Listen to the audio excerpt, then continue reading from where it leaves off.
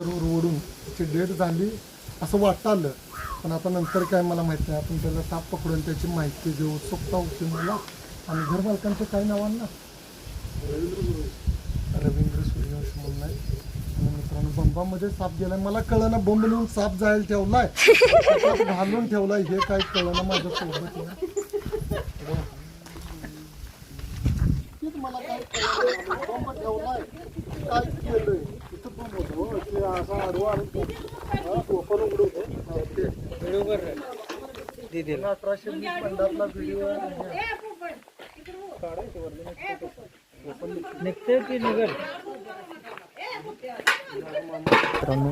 किती तर गरमी आहे, फुल्ल गरमी आहे. अशात हा नाग साप आलाय. मरेल नाग साप आहे टेम्परेचरनं.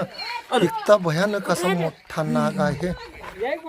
सुंदर हा नाग बघा. एवढ्या गरमीतून कुणीकडं आला, कुणी बघितला आता?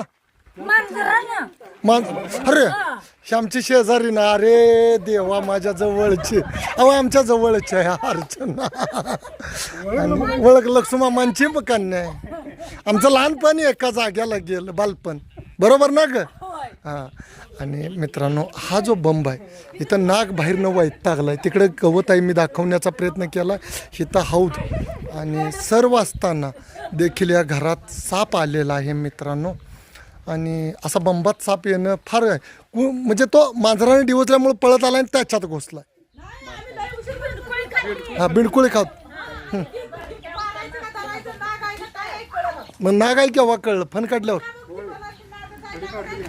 फडी काढल्यावर तुम्हाला नाग आहे लक्षात आलं लगेचच. धर बाळा, जरा मागव आमच्या सर्दीवाने.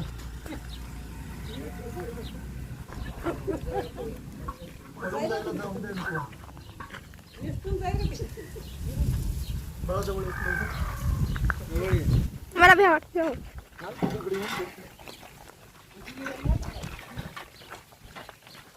हा कसं करते जात नसते कुठे.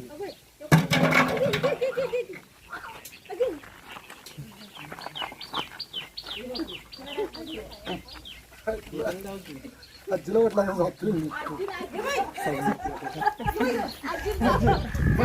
आम्ही सावलीत आलो. ऊन नाही, गरम नागच आहे. बरोबर तुम्ही ओळखला. नाग आहे ना. तो फन काढायला झालाय म्हणजे वैतागलाय. जरा त्याला पाणी ग्लास मध्ये देता पाजायला. थोडं पाणी देता, पाणी द्या. जरा दिदी पाणी देता ग्लास मध्ये थोडं. तो गरमीनं दूध जाईल मरून. निमोनिया होतोय, दूध पेत नसतोय साप. लोकांचे गैरसमज आहे. थोडं पाणी देता कपासतो. बिलकुल खाण्यासाठीच येतोय. पाणी पण गरम आणलास काय? पाणी पिणार तो गरम झालाय हो ताई. आणि त्या बंबात पण गरम आहे. ते आपल्याला सण होईना झालंय. नाही हो, त्याला गार झालं ना, लई त्याला हे झालंय. लई गरमी ना आलं या. आयडिया पिढ्या काय नाही. तुम्ही भाकरी करताय, आयडिया आहे काय? रोज प्रॅक्टिस नाही. हा ना, त्याला भरणी.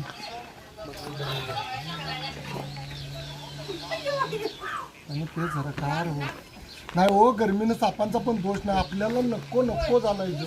सापानी काय करायचं? हा साप तुम्हाला जाणीवपूर्वक नाही चावत, आणि तुम्हाला चावला तर तुम्ही मरत नाही. आगळगावला हॉस्पिटल आहे, त्याच्यात अँटी स्नेक व्हेनम लस आहे ना. आहे तो वाटतोय. आता तो हलणाऱ्या गोष्टीला केंद्रित होतोय. गारुड्याने तुम्हाला काय केलेलं आहे की साप हा हलणाऱ्या गोष्टीला केंद्रित होतोय. त्याला धोका वाटला. तुम्ही जरी पुढं आला इथं तर तो तुमच्याकडे बघणार आणि हलणार. याला नेणार आणि ते जंगलामध्ये सोडणार. तुमच्या मानवी वस्तीत आल्यामुळे सुरक्षित पकडणं आणि सुरक्षित जंगलात नेऊन सोडणं सर्प मित्र म्हणून माझं काम आहे. गार झाला थोडा, त्याला बरं वाटलं जीवाला. साप सुद्धा मला गरम लागायला काय तर हो. बंब गरम आहे. ते मांजराच्या भीतीनं आता घुसलं आणि जाऊन घुसलं. हा, बिडकुळे खाल्ल्या. तो कशाला येणार? बेडूक खायलाच येणार ना ताई.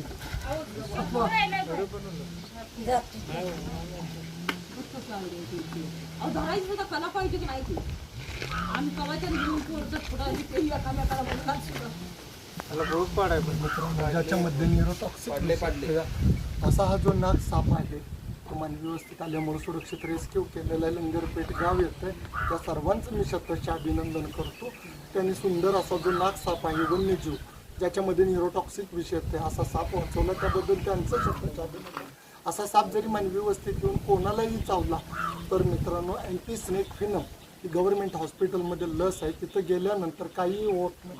फक्त सापाविषयी गैरसमजूत आहेत. कमीत कमी 2 तास माणसाला साप चावल्यावर काहीही होत नाही. फक्त जेवढा होता होईल तेवढ्या लवकर गव्हर्नमेंट हॉस्पिटलमध्ये नेणं गरजेचा, वेळ न घालवता. आज प्रत्येकाच्या दारामध्ये 2 व्हीलर प्रत्येकाच्या दारामध्ये आहे. जरी साप चावला तर गार पाण्यानं तो हात किंवा जखम धुवून तिथं आवळ न बांधता आवळपट्टी अबदारी त्याला मोटरसायकलवर न हालचाल करता न पळवता नेऊन ॲडमिट केले. कोणाला काहीही होत नाही. आणि असा साप जरी मानवी वस्तीत आला तर जवळच्या सर्प मित्राला बोलवून हा साप वाचवणं गरजेचं आहे. मित्रांनो, साप वाचवा, निसर्ग वाचवा. जय हिंद.